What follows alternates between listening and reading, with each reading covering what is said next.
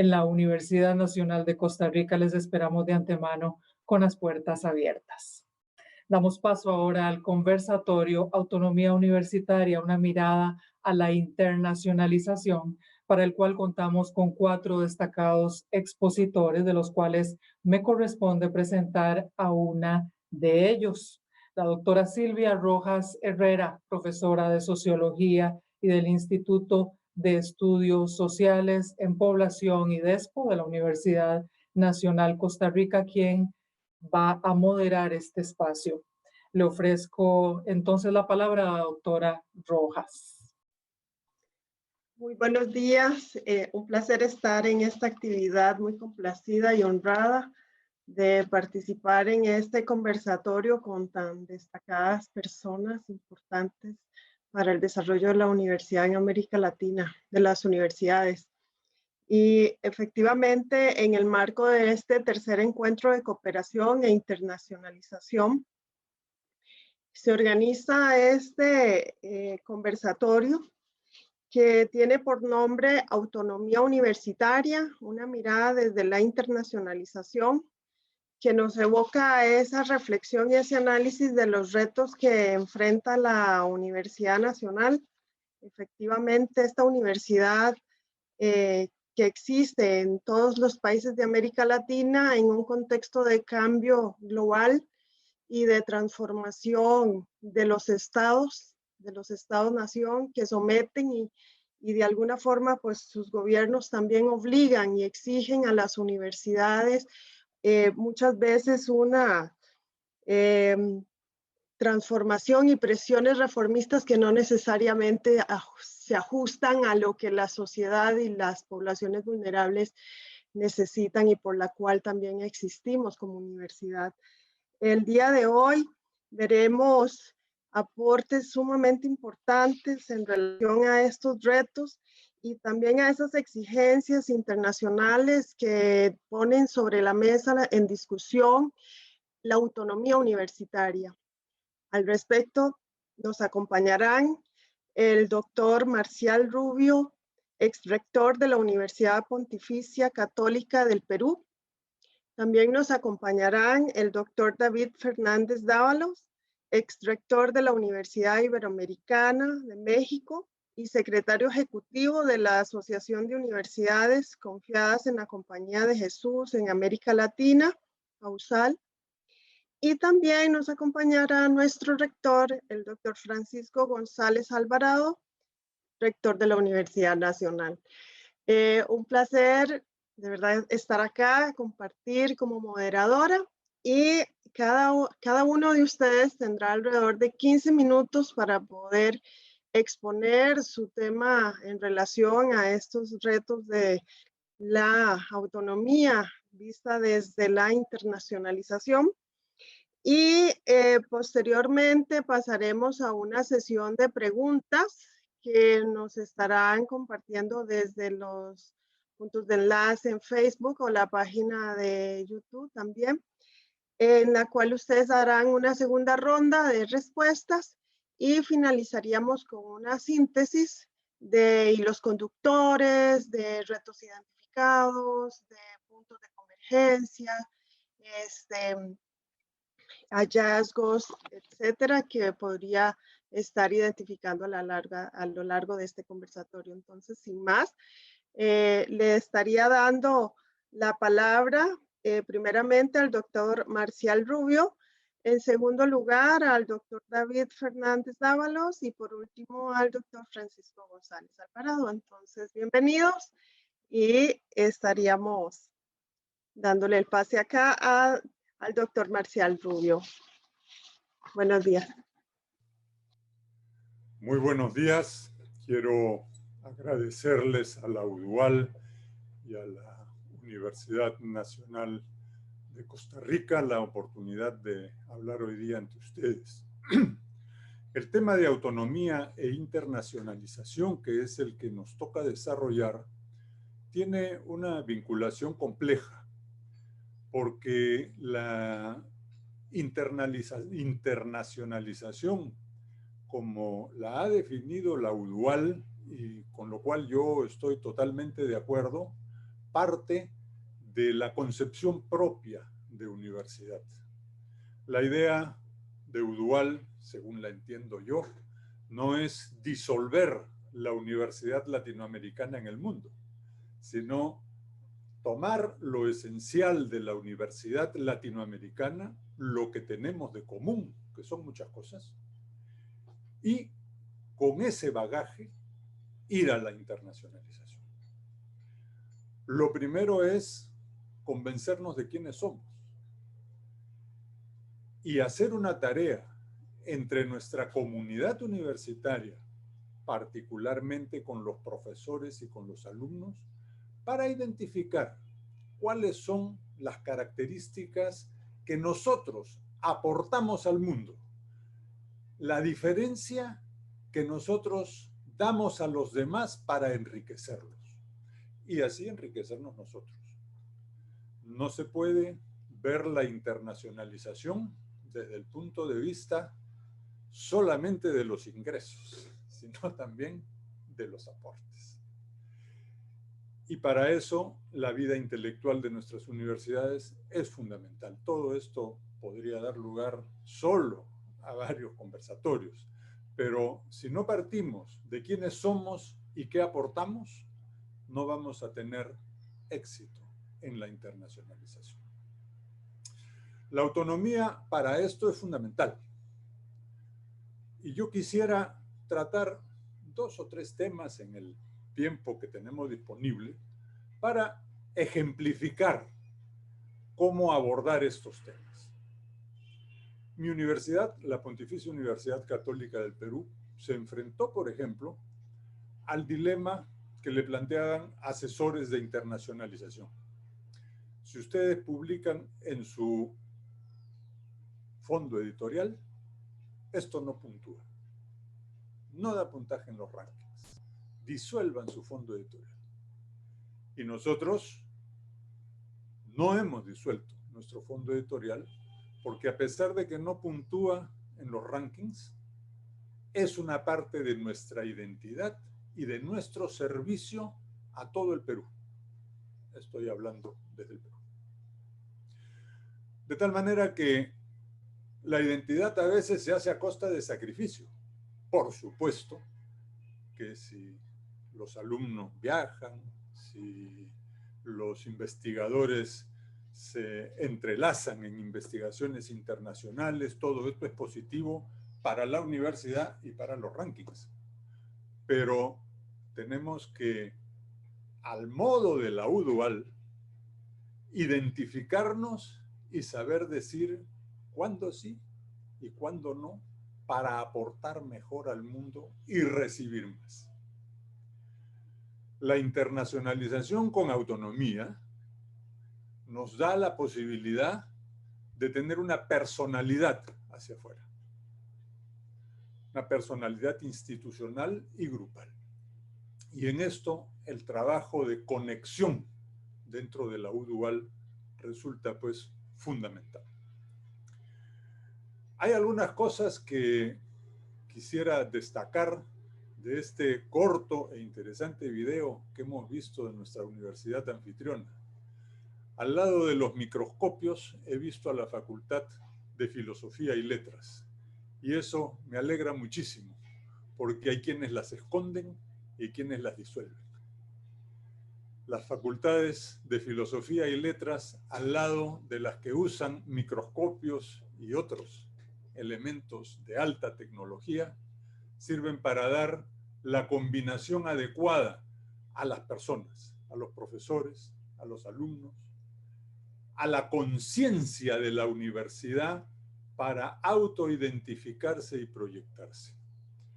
Yo creo que el ejemplo así, muy a la pasada, cada 3 segundos, de nuestra Universidad Nacional de Costa Rica ha sido un excelente comienzo para decir la personalidad de las universidades tiene que expresarse también con la reflexión, no solo con la calidad técnica, que por supuesto sí, sino también con la reflexión y la autorreflexión como universidades y como país. Y esto me vincula a un tercer tema de autonomía. siempre como un ejemplo. Desde luego que nuestras universidades deben preocuparse de la empleabilidad de sus alumnos. Y eso es un factor de análisis y de evaluación muy importante de nosotros mismos para nosotros mismos en primer lugar. Pero la formación debe ser completa. Nuevamente, con microscopios y con letras, para todos. Y esto significa tomar una autonomía para definir por nosotros mismos qué es lo que educamos y cómo, a quiénes educamos y cómo los educamos, para dar una formación integral que incluya la enorme calidad, la mayor calidad posible técnica y científica o de conocimiento de la disciplina, pero también los valores culturales propios resaltados y, como dijo nuestro rector anfitrión hace unos minutos, el cumplimiento de las altas responsabilidades sociales que tiene la universidad en su medio. Todo esto nos va a dar una presencia propia en la internacionalización. Pero para eso tenemos que buscar la autoliberación en el buen sentido de la palabra para presentarnos. Hay una dificultad obviamente económica en todo el tema de internacionalización. Todo cuesta y la internacionalización también. Y en esto la autonomía universitaria ha tenido una larga trayectoria de convencimiento a los gobiernos y de lucha legítima por mayores fondos. Esta es una tarea que hay que redoblar y seguir. Y no solamente hay universidades públicas en esto, sino universidades privadas sin fines de lucro, que salvo que son privadas, tienen mucho más parecido con las universidades públicas, que también han ejercido estos derechos. Pero la pandemia nos ha mostrado algunas cosas que, por lo menos yo, pongo mi caso personal, mi conciencia personal, no había visto antes. Y es la enorme capacidad de hacer estos eventos. Hasta hace 2 años, cuando se hacía un evento, casi siempre se viajaba. Y eso elevaba los costos astronómicamente. Pero ahora nosotros hemos descubierto, y tal vez en nuestros países se ha potenciado también el recurso técnico para hacer posible la comunicación por estas vías. Esta es una cosa que nosotros deberíamos reflexionar en la internacionalización, porque no es necesario viajar para ser internacional. Pero sí es necesario que, por ejemplo, nosotros, los profesores, yo ahora ya no soy autoridad, soy felizmente un profesor en clase, profesor de aula, reflexionemos sobre cómo internacionalizar. No son las autoridades las que nos van a internacionalizar con un garrote. Vamos a ser los profesores y desde luego los alumnos, las alumnas y los alumnos, quienes, desarrollando las capacidades que tenemos, podamos interconectarnos. Sé, por ejemplo, por conversaciones con el doctor Roberto Escalante, aquí presente, secretario general de la UDUAL, que la UDUAL está abierta a favorecer estas cosas. Yo no sé si las universidades que estamos aquí presentes hemos tomado contacto con UDUAL hasta hacerla perder la conciencia de necesidad. Se ríe don Roberto. De necesidades de internacionalización solo entre los que somos nosotros. Y estoy seguro que ella, con el apoyo de la UNAM y de todos los demás, lo va a lograr hacer. Pero si los profesores no lo hacemos, no se hace. Yo creo que quienes fuimos autoridades en nuestro momento y quienes son autoridades ahora, Deben desarrollar esa conciencia y deben decir, tenemos la UDUAL acá. Y a través de esos mecanismos realmente internacionalizarlos. La UDUAL nos puede ayudar a hacer internacionalización en toda América Latina y nos puede ayudar a conectarnos con todas las partes del mundo, porque UDUAL está conectada con todo el mundo.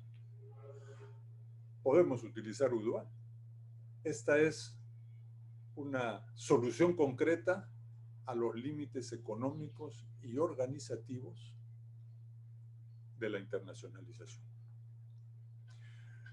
También creo que los contactos de los profesores pueden ser fundamentales, porque en general una autoridad, un rector, una rectora, una decana, un decano, no tienen posibilidad de entrar a un curso a decir, haga usted internacionalización en su curso, traiga un profesor, porque si el profesor arrastra los pies, nada va a funcionar. Y hay una cierta comodidad en dictar las cosas sin mover mucho los planes de trabajo.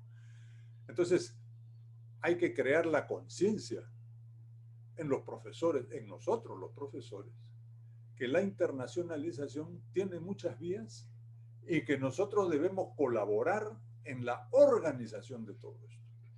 Desde luego, las direcciones o los vicerrectorados de internacionalización deberán crear las condiciones, deberán crear las competencias para poder hacer esto posible. Pero creo que este evento con la Universidad Nacional de Costa Rica, que piensa en identidades por lo que ya he mencionado muy al acaso, y la UDUAL que plantea estas consideraciones más de fondo latinoamericanas, pueden ser vías muy útiles para desarrollar la internacionalización.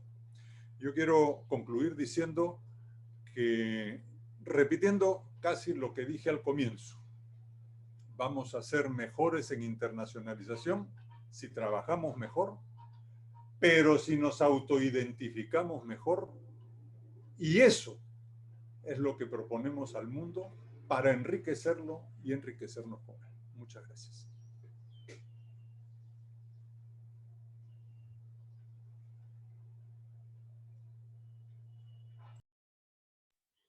Perdón. Muchísimas gracias. Sí, verdad que uno le come la tecnología también a veces.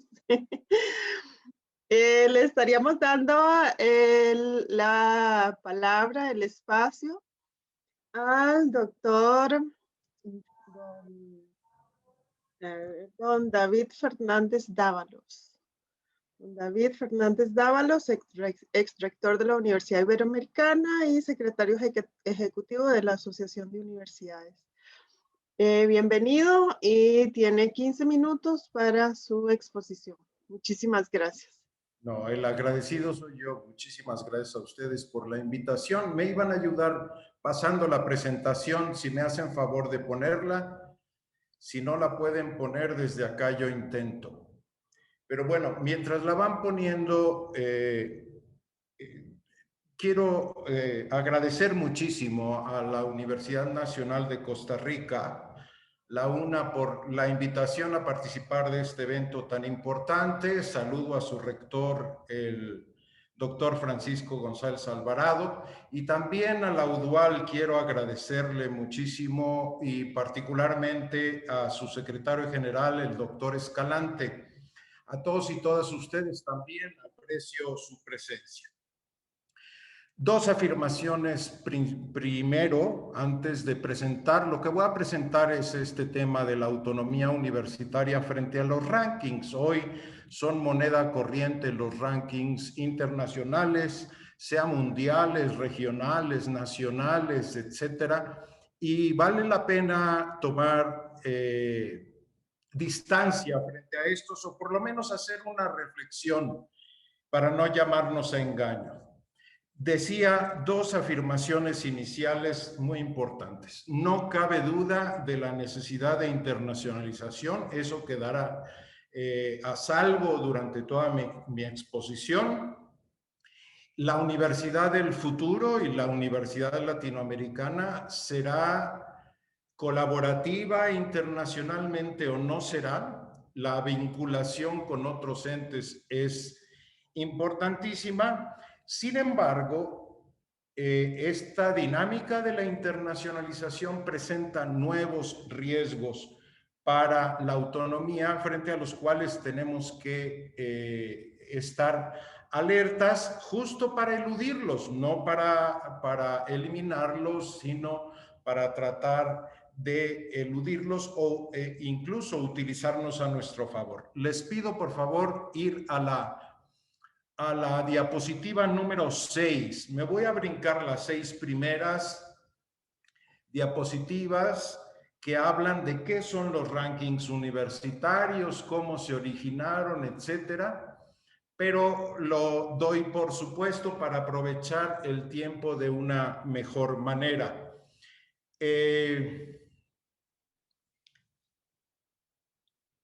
Entonces me voy a una investigación que realizó nuestro campo estratégico en modelos y políticas educativas del sistema universitario jesuita en México. Es una investigación de hace un par de años. Vamos adelante, por favor. ¿Cuál es el antecedente de los rankings? Vale la pena hacer notar que hay una nueva circunstancia mundial, es evidente, que a la que nos ha orillado el capitalismo en su fase, o el tardo capitalismo, o el capitalismo neoliberal, o como lo quieran llamar, o de libre mercado absoluto, que ha generado una economía del conocimiento. ¿Qué es esto? Que la ciencia, la tecnología, la innovación son ahora bases muy importantes para la producción de valor y de acumulación de capital. Es decir, se ha creado un mercado internacional de innovación, de ciencia, de tecnología, de educación. Y entonces también esto ha traído consigo la formación y el desarrollo de un capitalismo académico. Es decir, las universidades han sido diferenciadas, han sido jerarquizadas y se han establecido competencias por campos de conocimiento, las universidades tecnológicas, las universidades de investigación, las universidades de ingeniería, las universidades empresariales, por segmentos también.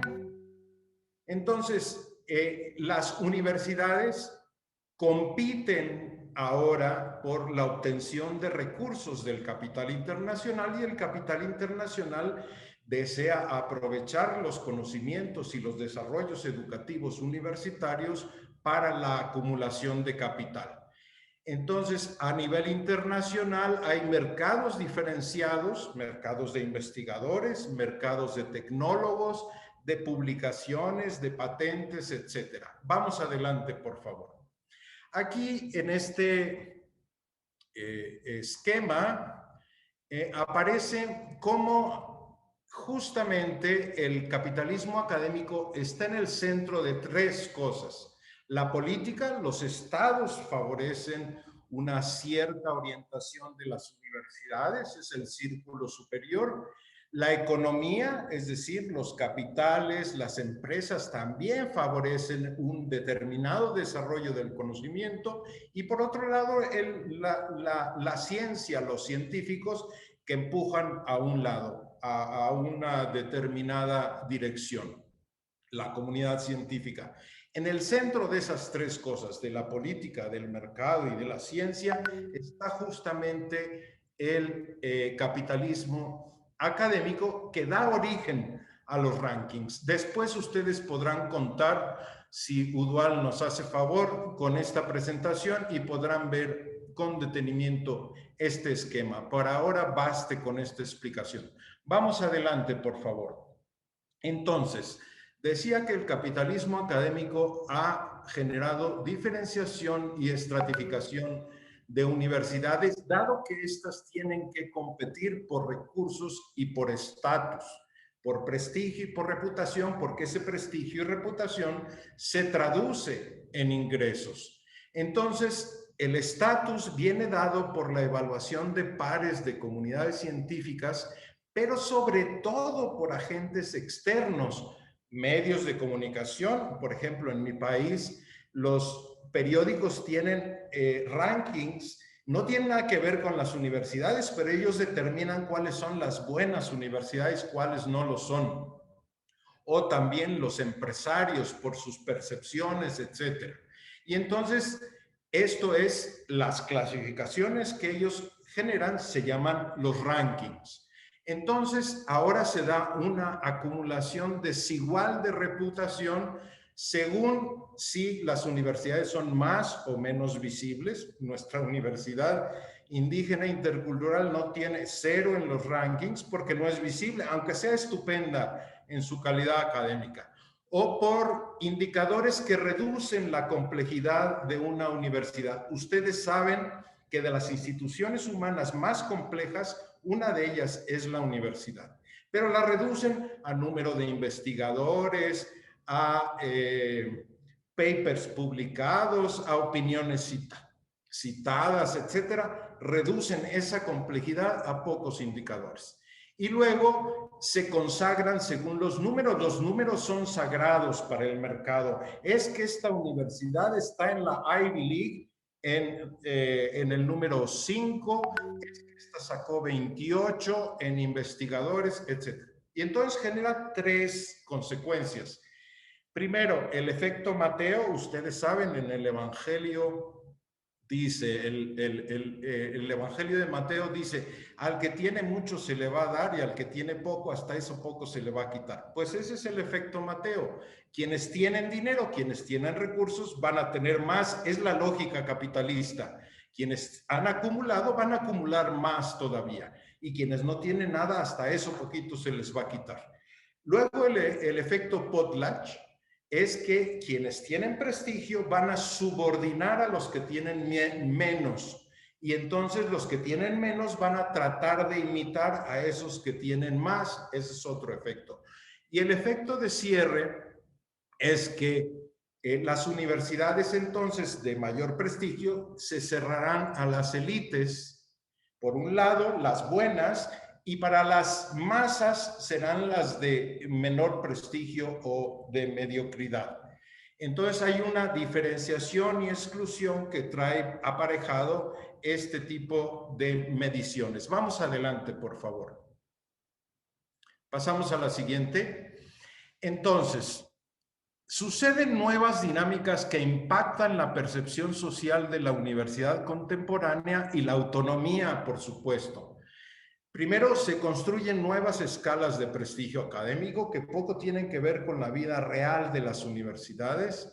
Se centran sobre todo en actividades de investigación, aunque las universidades nuestras están sobre todo para la inclusión de estudiantes, para la diseminación de los conocimientos. También investigamos, por supuesto, y hacen tablas comparativas que asignan posiciones según el desempeño conforme a las áreas de actividad que los autores del ranking hayan escogido.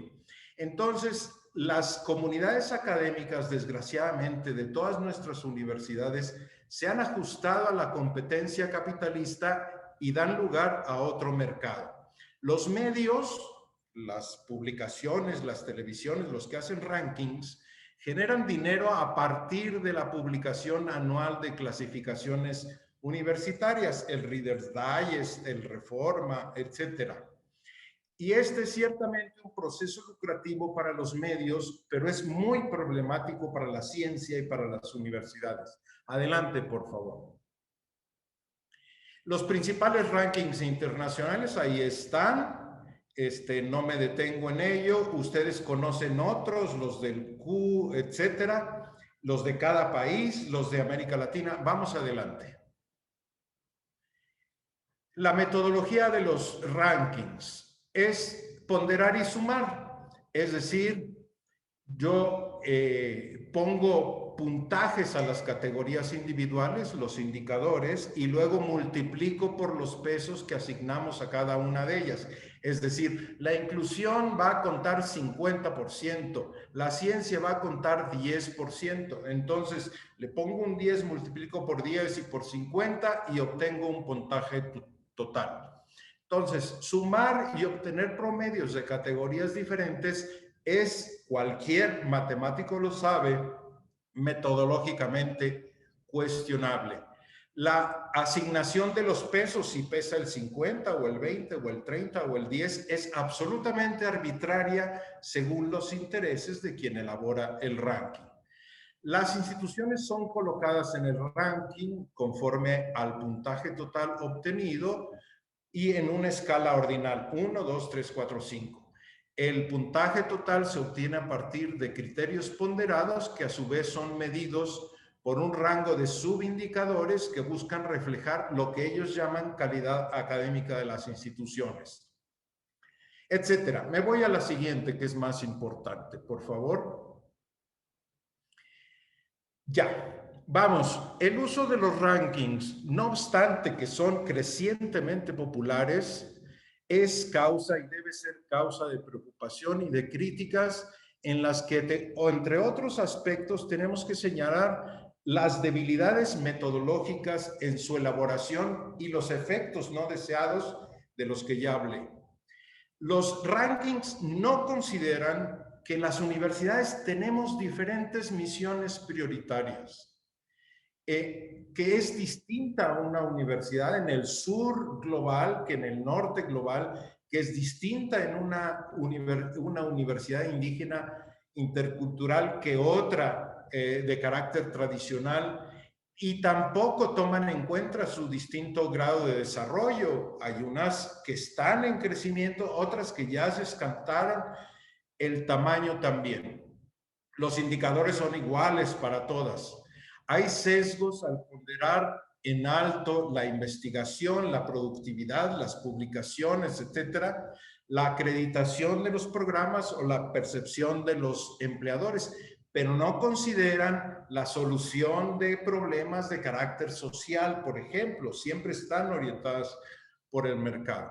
En mi país predominan rankings que se basan en la percepción de los usuarios y de los clientes, los empleadores. Ellos dicen cuál es mejor universidad según sus percepciones, y sobre todo miden prestigio y fama según los rasgos. La mayoría, pues, es de apreciación subjetiva, no es de valoración de la productividad académica o de la infraestructura o lo que sea. Vamos adelante, por favor. Concluyo, aunque es muy rápida la exposición, pero concluyo con 4 cosas, me parece. Un ranking medianamente objetivo es imposible. Las universidades son diferentes, en diferentes contextos, con diferentes objetivos y propósitos según contexto. Por eso es muy importante lo que decía el doctor Rubio antes de mi participación. Desde nuestra identidad y nuestro contexto latinoamericano nos vamos a la internacionalización, porque no podemos ser comparables con las universidades británicas o las norteamericanas o las españolas. Tenemos distinta misión, distinta índole, distinto trabajo. Los rankings son fundamentalmente subjetivos, están al servicio de la impronta del libre mercado. Son agentes externos a las universidades los que nos enfilan a las necesidades que ellos tienen que cumplamos nuestras universidades. Es la agenda de los mercados la que se nos impone con esto. Entonces, los rankings son mecanismos que buscan orientar la academia hacia la satisfacción de las necesidades de los empleadores privados, en primer lugar, es decir, del mercado, y no tanto de las sociedades, y se ubican en este contexto del mercado de conocimiento que ya enunciaba al principio. Vamos al final, por favor, la que sigue. Las universidades tenemos entonces el reto de garantizar nuestra autonomía frente a este tipo de mecanismos, afianzando nuestra identidad, nuestras prioridades, nuestros objetivos y la incidencia en nuestro propio contexto. Siempre van a estar presentes y nos van a presionar muchísimo los empleadores, los gobiernos, los patronatos de nuestras universidades, y que tenemos que mejorar en los rankings. Entonces hay que negociar con los rankings que nos interesan, al igual que sucede con las acreditaciones. Particularmente hay que negociar con aquellos que impacten al público propio o no pongan en cuestión nuestras finalidades o asuman nuestros criterios como criterios base de calificación. Además, frente a los gobiernos y los grupos políticos de interés, la autonomía universitaria debe afianzarse ahora también frente a los mercados y frente a los grupos privados que mediante distintos mecanismos buscan impulsar su agenda en el campo académico y universitario. Terminamos con la siguiente, por favor. Pues muchísimas gracias. Entonces, no cabe duda, tenemos que internacionalizar nuestras universidades, pero desde nuestros intereses e identidad, y la universidad del futuro será colaborativa. Por eso, importantísimo generar un espacio común universitario latinoamericano. Muchísimas gracias.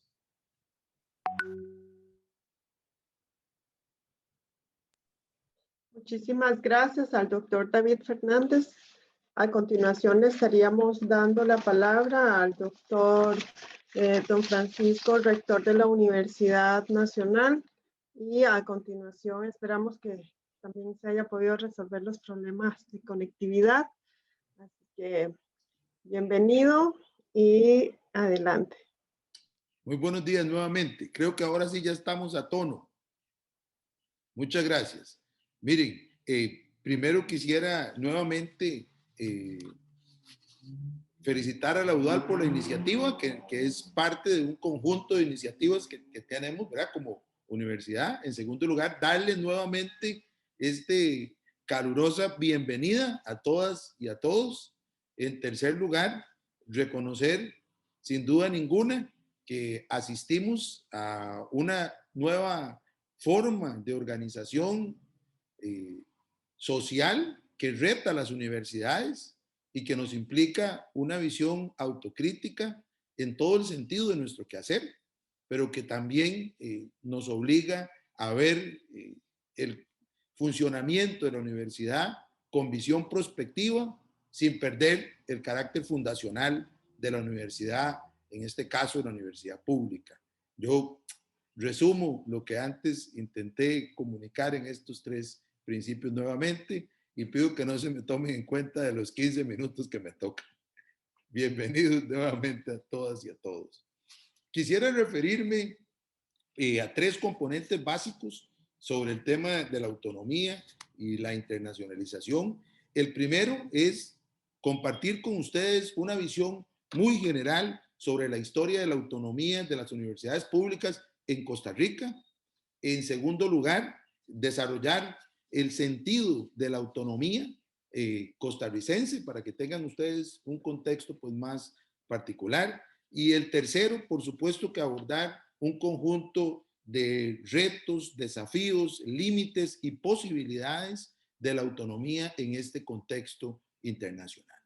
Sobre esos tres puntos es que voy a estarme moviendo en estos 15 minutos. Muy rápidamente, la autonomía en Costa Rica es heredera del movimiento de Córdoba de 1918, como lo somos en toda la región latinoamericana en general. Un movimiento que se tradujo en tres grandes conquistas. La primera tiene que ver con un proceso de mayor democratización, ¿verdad? Y una ruptura tajante con el modelo pues, más napoleónico de universidad. Esta democratización significa la incorporación de los sectores populares, de los sectores en menos condiciones de desarrollo y un enfoque de universidad latinoamericana orientada a la transformación social, siempre en pro del reconocimiento cultural de diferentes sectores, pero sobre todo el reconocimiento de una sociedad que se ha construido a partir de desigualdades. Y cómo la universidad pública pues viene a ser un baluarte, un referente para transformar estas sociedades y fundamentalmente alcanzar mayores índices de inclusión, de equidad para los sectores en condiciones de mayor marginalidad. Un segundo componente, logro, alcance de la revolución del movimiento de Córdoba, pues está asociado a la independencia política de la universidad frente a los vaivenes propios de los estados y la organización política misma del Estado. Esta independencia política pues nos da esa enorme posibilidad de construir, interpretar pasado, analizar presente y visualizar futuro desde una perspectiva crítica al margen del poder político de los estados, y esto es sin duda ninguna uno de los baluartes fundamentales del movimiento también de Córdoba, que las universidades pues hemos retomado, aún en contextos muy complejos como los que hemos enfrentado en América Latina.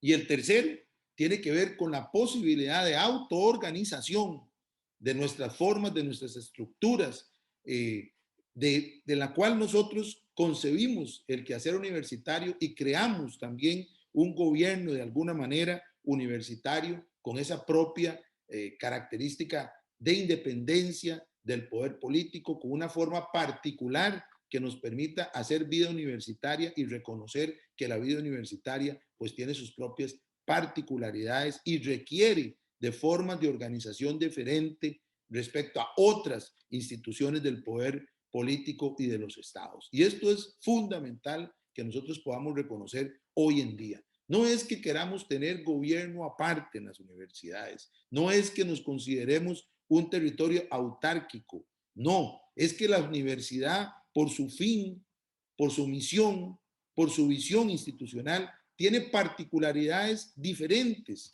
a otras formas de organización del poder político y fundamentalmente de otras formas de organización del Estado y toda su estructura. Nosotros no somos fábricas que producimos cosas, tornillos, automóviles, no, somos centros culturales de conocimiento. Y estos centros culturales de conocimiento se sustentan en el quehacer del aprendizaje, de la investigación, de la extensión universitaria y se centran fundamentalmente en las personas. Y acá la inversión del capital humano en términos generales, es decir, la inversión en profesores, profesoras, es vital para poder generar también esa extensión de aquel principio número 1 que les decía, que es la mayor democratización en el acceso a la educación. Y en ese sentido es que estos tres componentes de la revolución, del movimiento de Córdoba, pues también son parte de nuestra concepción en la Universidad Pública Costarricense. Ahora bien, paso al segundo concepto o al segundo tema. ¿Cómo es que estos principios se arraigan en nuestro territorio y en la Universidad Pública Costarricense? Bueno, estos son retomados a través de diferentes congresos que se organizaron estudiantiles en América Latina desde 1930, donde en Costa Rica tuvimos la oportunidad de retomar un congreso estudiantil latinoamericano de 1932, y entonces diferentes personas de América Latina, de México, de Chile, de Argentina, estudiantes y académicas vinieron a sembrar la semilla del movimiento cordobés y fue incorporado en 1940 cuando se crea la Universidad de Costa Rica, la primera universidad pública en nuestro país. Ya se le otorga el rango de autonomía en la creación misma de la universidad en 1940. Sin embargo, en 1949, cuando se constituye, luego de un movimiento civil revolucionario en nuestro país, una nueva constitución, que es la que tenemos vigente hasta el día de hoy, la de 1949, se crea 3 articulados fundamentales que protegen, tutelan y consideran a la autonomía universitaria como un elemento central de mayor orden y jerarquía en la misma norma constitucional costarricense. Y esos artículos entonces nos posibilitan tener cobertura en el marco de toda la jurisprudencia nacional de mayor nivel, como les decía, al lado inclusive de otros poderes como el Poder Judicial, por ejemplo. Nos otorga la posibilidad de autoorganización y nos consigna el principio de libertad de cátedra, un heredero, un pilar heredero también de la reforma del movimiento de Córdoba del 18, que nosotros en nuestro país también lo instauramos en el marco de la misma Constitución.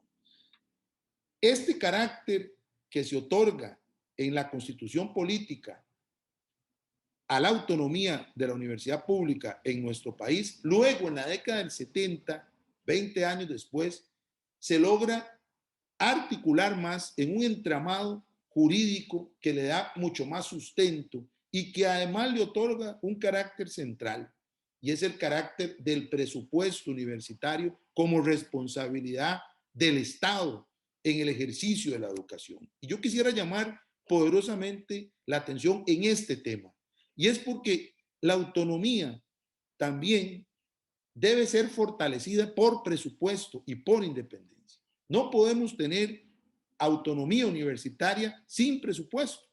Y aquí hay un carácter esencial, y es que tenemos que reconocer, pero también fortalecer y luchar porque la educación superior, en particular, al igual que la educación en general, es un bien público social, donde el Estado tiene una responsabilidad capital en el ejercicio de este bien público social. No es un servicio público comercial, como se ha querido ver y en los últimos años empujar, donde entonces la educación superior termina siendo parte de la arenga del mercado, ¿verdad? En general, y por supuesto el Estado deja de concebirlo como el elemento central para fortalecer el desarrollo. Por eso es que es fundamental también que este principio sea discutido, sea defendido y sea, por supuesto, que llevado a los niveles mayores de discusión, insisto, para que no perdamos el carácter de la educación superior como un bien público social donde el Estado tiene una responsabilidad capital. Cuando el Estado abandona su responsabilidad, ya sabemos lo que pasa respecto a la educación, ¿verdad? Y es cuando entonces se empieza a transformar la educación, como bien se ha notado acá por los compañeros expositores anteriores, y que yo me voy a referir en el último componente, que es de estos, cuáles son los desafíos, los retos de la educación superior pública, claro, en el contexto costarricense, pero con visión latinoamericana, ya en estas últimas décadas. Y con eso paso al aspecto final de esta corta presentación, sobre todo para tener la posibilidad de entrar en diálogo con las otras personas que están participando acá, y es cuáles son nuestros retos, ¿verdad? En este contexto.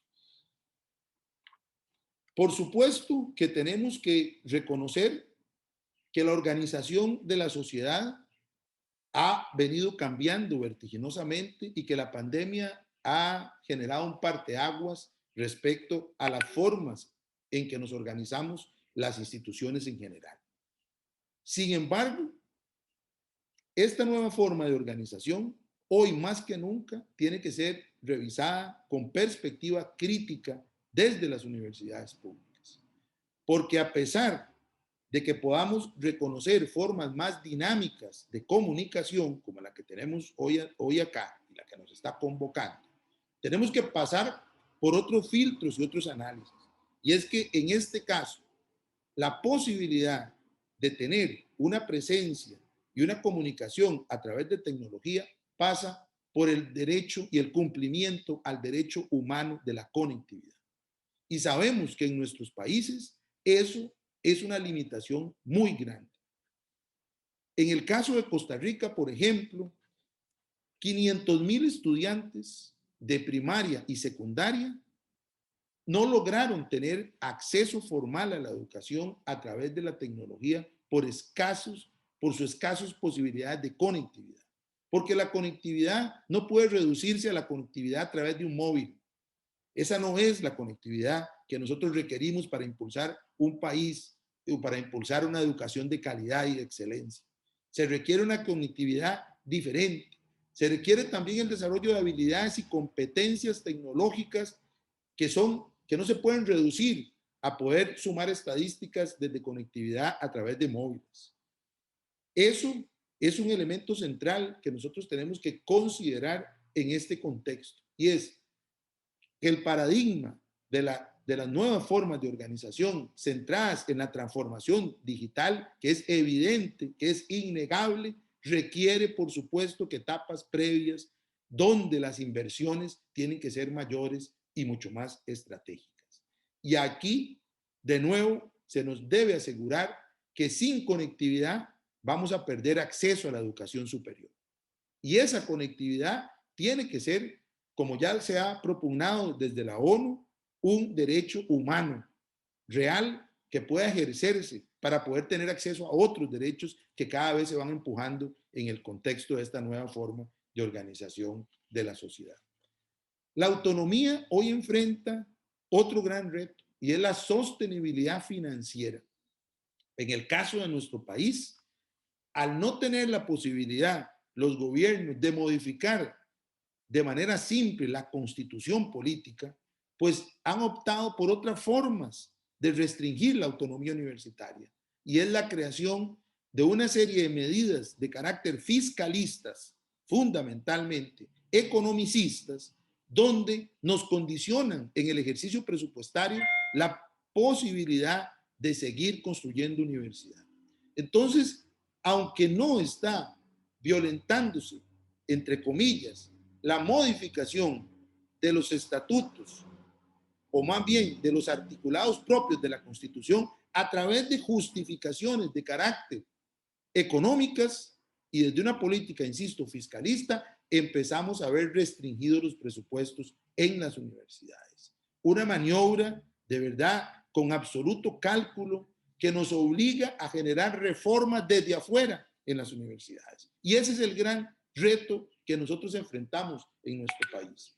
¿Cómo, justificándose en temas asociados a la crisis fiscal, se empiezan a generar transformaciones en toda la estructura de la universidad que nos obliga a generar cambios que muchos de ellos nosotros los reconocemos como válidos, pero desde nuestra propia universidad y no estrictamente desde afuera? Entonces entramos en una suerte de reforma universitaria desde fuera, que es un proceso que en América Latina ha sido contundente, que no es nuevo para el caso costarricense y que gradualmente ha ido desvalorizando el concepto de autonomía en términos de una posibilidad que desde afuera violenta la propia organización y el quehacer de las universidades.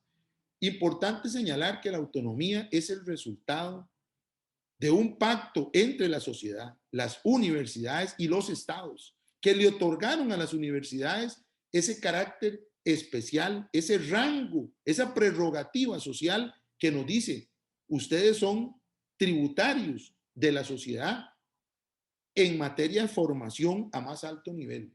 Y nos dan esa posibilidad y esa legitimidad. No obstante, sin recursos, es realmente poco probable y alcanzable el cumplimiento de nuestra misión. También es importante señalar que la universidad hoy pública enfrenta un reto mayor y que solo es posible ejercerlo en el marco de su autonomía, y es el fortalecimiento del carácter político ético en su misión.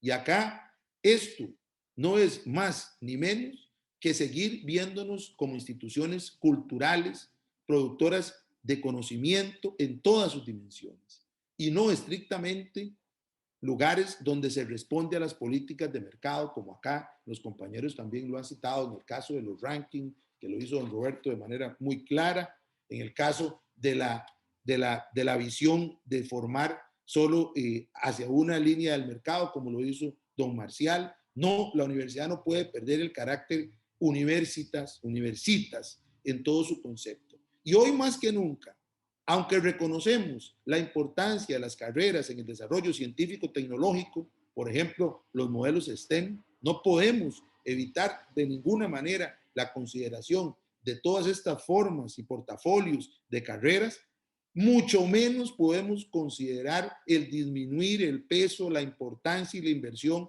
en carreras asociadas a las humanidades, a las ciencias sociales, a la filosofía y el arte.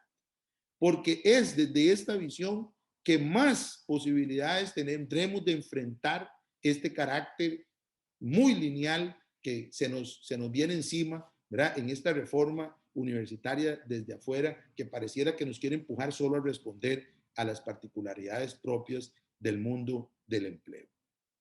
Claro, no podemos dejar de pensar en la empleabilidad, eso es una responsabilidad de todas las universidades, pero también, insisto, tenemos que reconocer ese carácter amplio, intertransdisciplinario, esa visión holística que tenemos que impregnar en la sociedad y ese reconocimiento del goce estético, de la visión crítica también desde las diferentes formas y disciplinas sociales.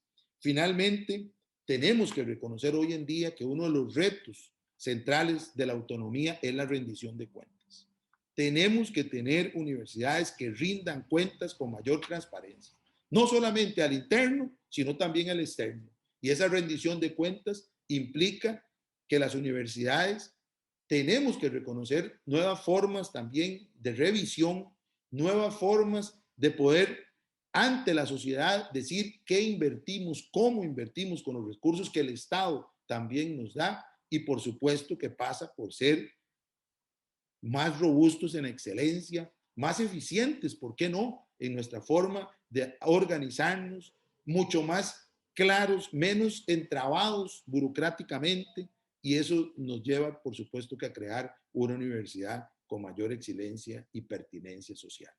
En materia de internacionalización, por supuesto que acá hemos propuesto nosotros, hoy más que nunca, la internacionalización tiene que hacerse también desde casa, porque las posibilidades hoy así nos lo plantean. Eso no significa negar de ninguna manera las posibilidades de tener intercambios cara a cara, porque también allá nos lleva al reconocimiento de todo el quehacer cultural y la sensibilidad cultural que a través de estos medios es difícil de obtener.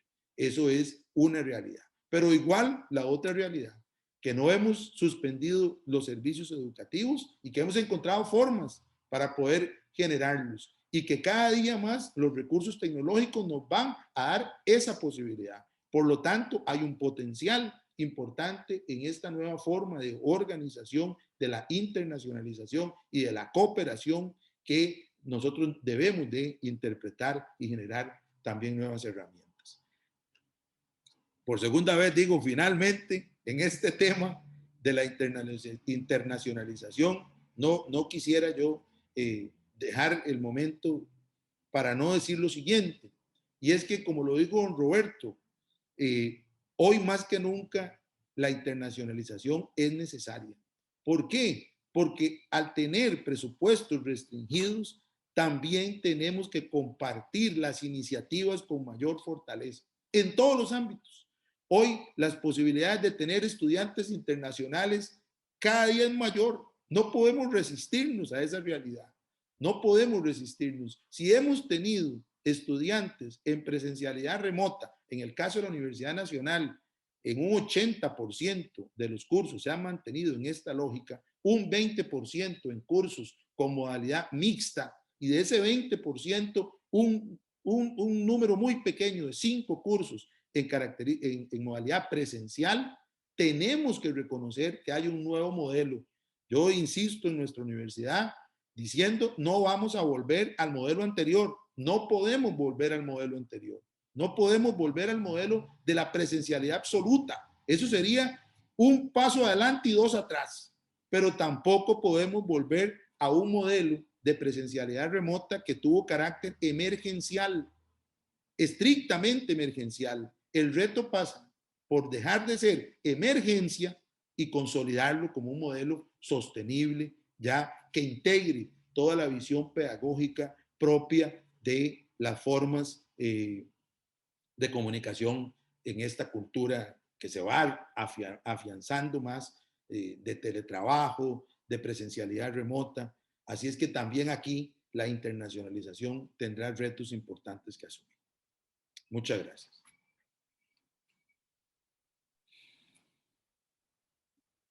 Muchísimas gracias, don Francisco. Y En este momento estaría haciendo lectura de una de las preguntas que surgieron en el chat y esta pregunta está dirigida al doctor Rubio.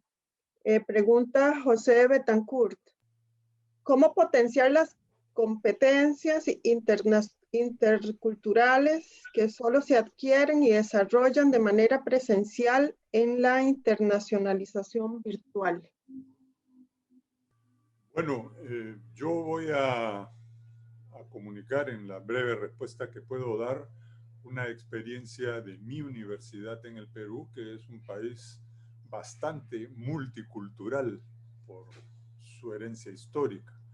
Nosotros tenemos una red peruana de universidades y hay ahí 22 universidades públicas y una privada, que es la mía, que intercambian permanentemente todo tipo de posibilidad cultural y nos enriquecemos mutuamente mientras era posible con clases, con alumnos matriculados en otra universidad de las 22, ahora matriculados virtualmente y con un intercambio muy rico de todo tipo de actividad cultural y de presencia cultural. Eso es una cosa que yo no dije porque estaba hablando de internacionalización, pero hay una manera de internacionalizarse en cada uno de nuestros países con todo nuestro Perú. Bueno, nosotros con todo nuestro Perú, México con todo su México, como dijo el padre Fernández, y cada uno de nosotros, bueno, el rector de Costa Rica acaba de decir también que hay mucha diversidad cultural, cosa que conocemos efectivamente. Entonces, hay formas de hacerlo limitadas, pero también hay formas de interconexión institucional de universidades con universidades que potencian a todas en su riqueza. Eso es. Muchas gracias. Aquí también tenemos el comentario de, otra de las personas que nos acompañan. Dice, en México más de 12 universidades autónomas de los estados o entidades federativas están en graves crisis económicas porque ha existido falta de disciplina y pulcritud en el manejo de los recursos públicos y eso han hecho una debilidad social al concepto de autonomía universitaria. Pregunta, ¿cómo combatir la corrupción en las universidades? Esta no dice exactamente para quién, así que creo que los tres podrían responderla. O alguien que quisiera responder. Bueno, si me permiten, yo quisiera comentar algo. Es decir, junto al tema de autonomía tiene que venir el tema de transparencia. Las dos cosas van juntas. Es decir, en verdad no puede haber autonomía. La autonomía no es para robar, no es para distribuirse los recursos dentro de la universidad, es para cumplir la misión de la universidad. Entonces hay que dar cuenta del uso de los recursos. La principal corrupción y que ha afectado, según mi entender, el financiamiento público en México, en el caso de México, es que las universidades jubilaban a sus compañeros, a sus trabajadores, con el máximo salario y entonces dejaban empeñada pasivos laborales muy altos. Es decir, un mes antes de la jubilación les subían el salario, si ganaban 20 se lo subían a 500 y entonces se jubilaban con un salario muy alto. Esto es complicidad clientelar, pues, dentro de la universidad. Entonces, ¿cómo hay que combatir la corrupción? Combatiéndola con organismos de control, organismos de transparencia, organismos de, dicen los sajones, de accountability, de rendición de cuentas dentro y fuera de la universidad. Me parece que algunas universidades públicas, también hay que decirlo, en nuestro país y privadas, publican en los medios nacionales sus estados de cuenta, sus balances. Eso es lo que hay que hacer, pues. Entonces, sí es cierto, cuando hay opacidad, cuando hay corrupción, esto afecta a la autonomía universitaria porque entonces los gobiernos quieren intervenir, y hemos tenido también un par de iniciativas de los estados, de los gobiernos de los estados para esta situación. Pero bueno, creo que está en las manos de las propias universidades una gestión transparente que rinda cuentas y que sea honesta. Es lo que yo puedo comentar. Muchas gracias al doctor Fernández. Don Francisco tiene la mano levantada, entonces tendría su pregunta, consulta, Sí. reflexión, respuesta.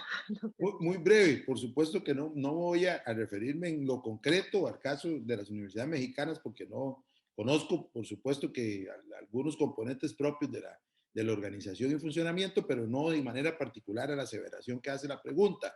Pero sí, yo quisiera fortalecer lo que también decía antes respecto a que sin la autonomía conlleva la responsabilidad de la rendición de cuentas y la transparencia, como también ahora lo expresó don David.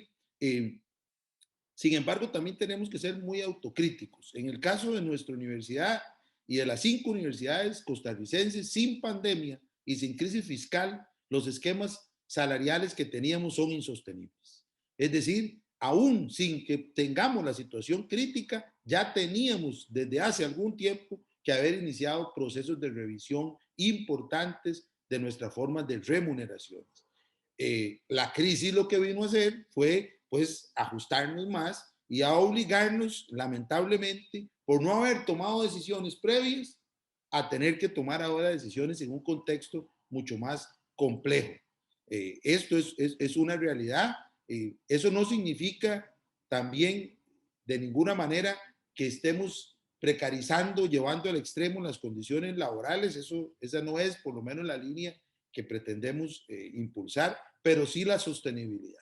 Entendiendo la sostenibilidad como la posibilidad de mantener una universidad vigorosa, pero una universidad que tenga recursos para poder enfrentar sus propias necesidades y que también reconozca, sin perder el carácter de universidad pública como un bien público social con responsabilidad del Estado, que poco a poco tenemos que ir desarrollando mecanismos de incorporación de mayores posibilidades y recursos externos.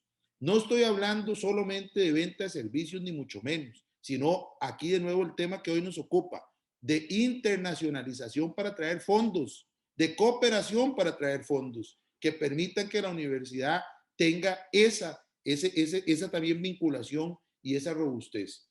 Finalizo comentándoles que en el caso de las universidades públicas hemos generado en Costa Rica una plataforma de gobierno abierto donde todos los presupuestos se exhiben en nuestras páginas. Ustedes pueden ingresar a la página de la Universidad Nacional y encontrarán el presupuesto de la universidad desglosado en todas sus partidas.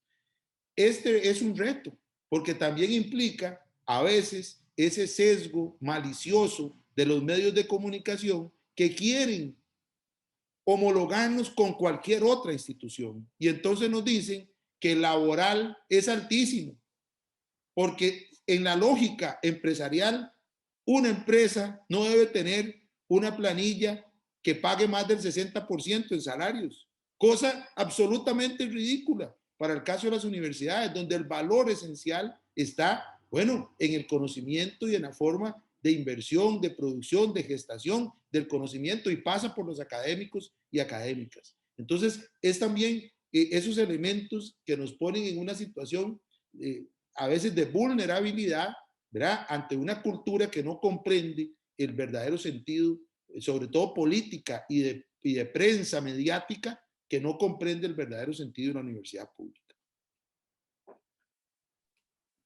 Muchísimas gracias. Y acá tengo una última pregunta y es, en el contexto actual de la virtualidad en el sector educativo, ¿los gobiernos y las universidades están considerando indicadores de medición de la calidad educativa?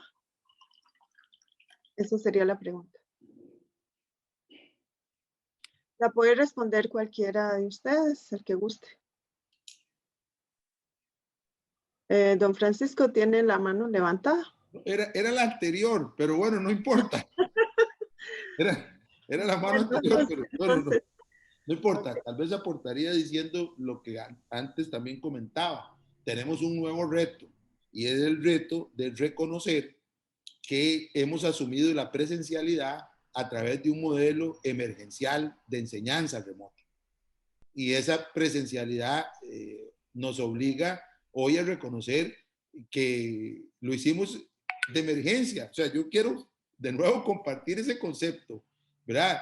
Es emergencia. ¿Qué es una emergencia? Una emergencia es cuando usted no está preparado y tiene que hacer algo, ¿verdad? Nosotros estábamos preparados como sistema de educación bastante, pero no al nivel que se requiere tener una presencialidad remota, porque no es lo mismo cursos virtuales. El curso virtual obliga a una pedagogía diferente, obliga a una planificación completa, a una forma de evaluar diferente, a una forma de establecer una justicia pedagógica diferente.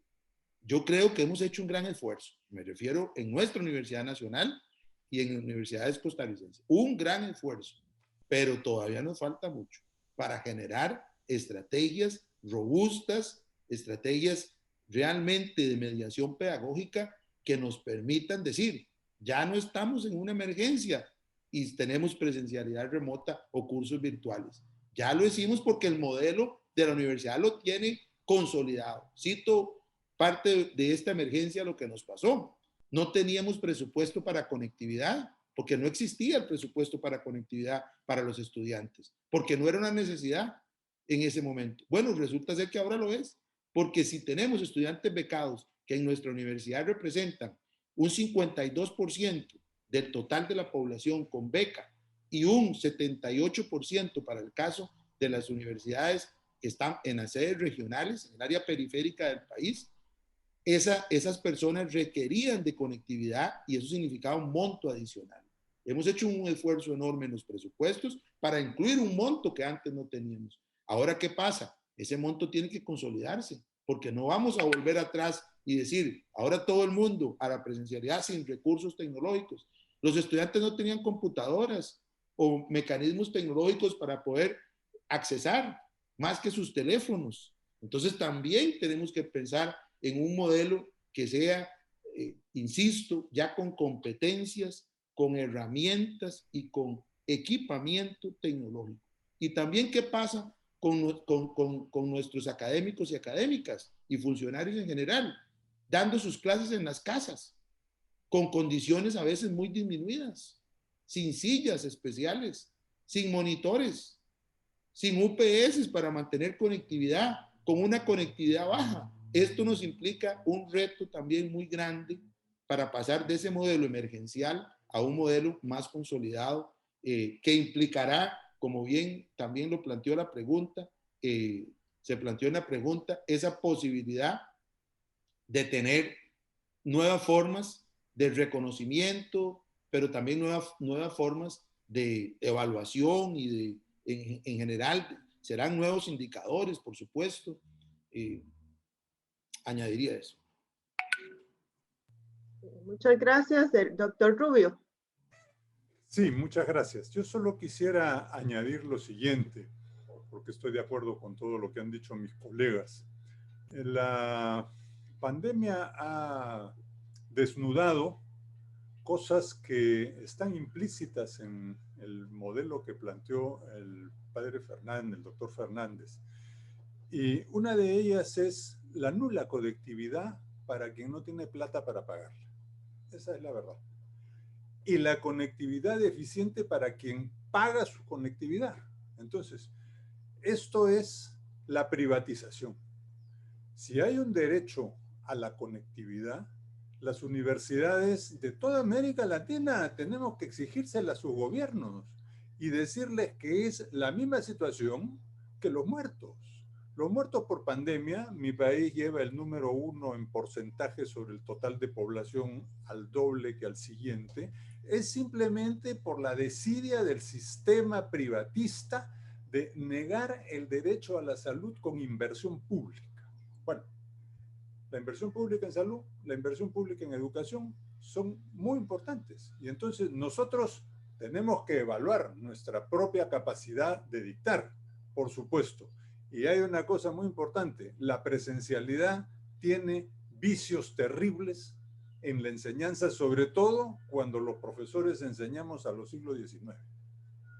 Pero tenemos nosotros que trabajar nuestros propios temas de pedagogía universitaria, pero debemos de exigirle al Estado, en ejercicio de nuestra autonomía, que él tiene el deber de conectar a todos como un derecho de cada una de las personas de nuestro país. Eso.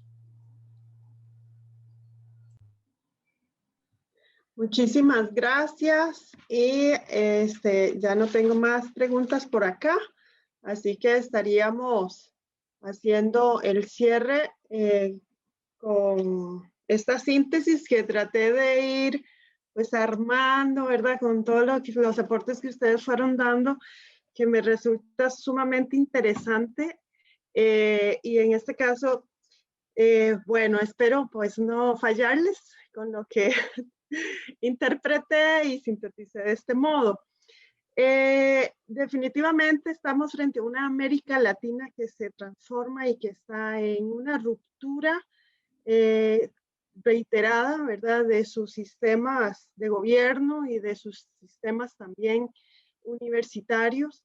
Y esto sumado con toda la disrupción, ¿verdad?, y los cambios que vinieron a dejar y que están dejando hoy en día la pandemia, pues nos plantean desafíos fuertes para nuestras universidades, para su autonomía y sus procesos de internacionalización.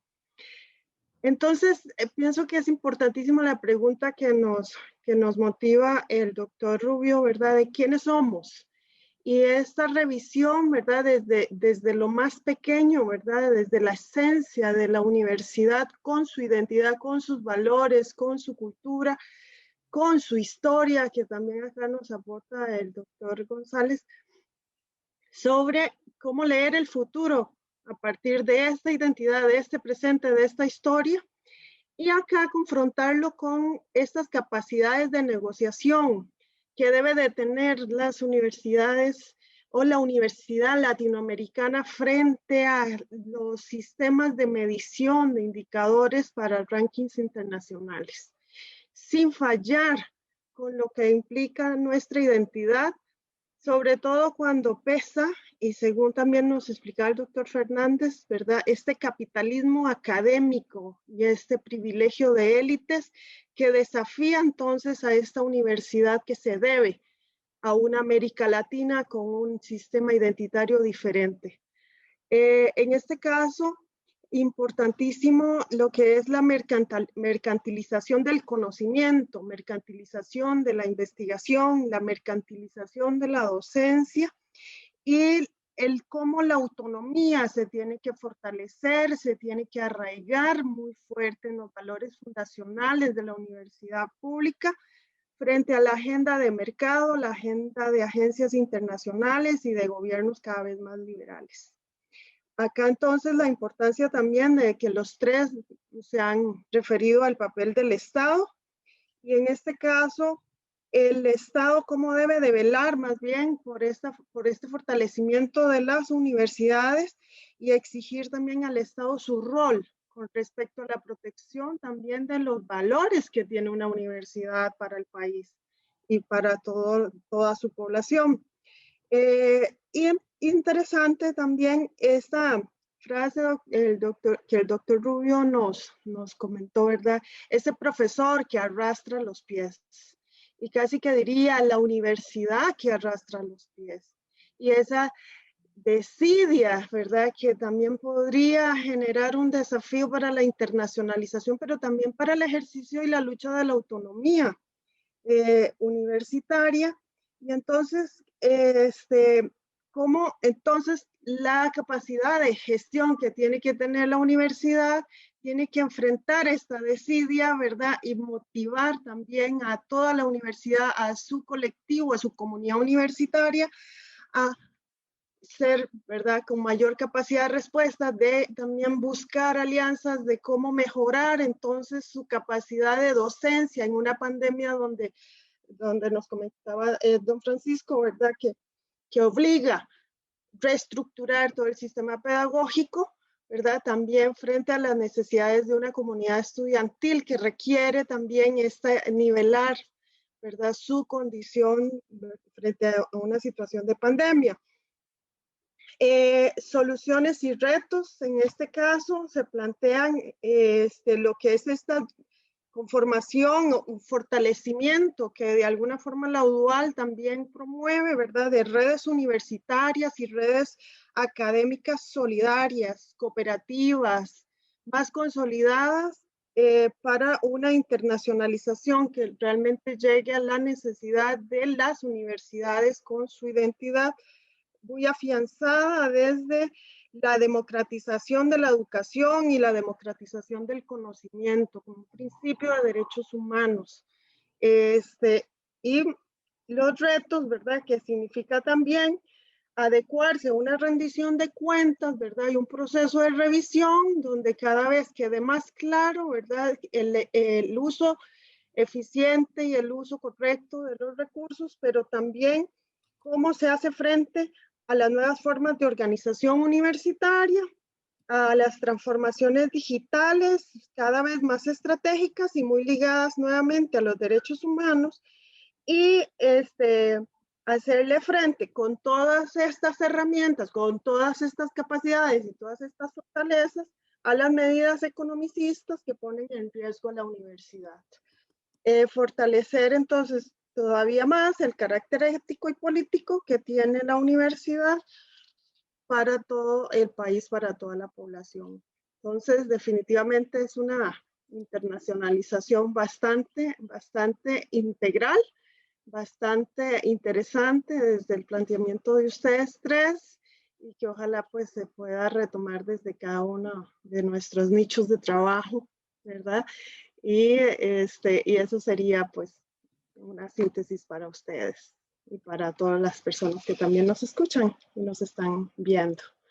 Muchísimas gracias. Entonces, no sé si alguien más quisiera decir algo antes de cerrar acá. ¿Estamos? Ok. Entonces, estaría dándole el espacio aquí a Zaida Andrade, compañera de la Oficina de Relaciones Públicas, y muchísimas gracias. Agradecemos a la doctora Silvia Rojas y al grupo de expositores que la acompañó por su contribución en temas medulares para las universidades latinoamericanas, como lo es el de la autonomía universitaria.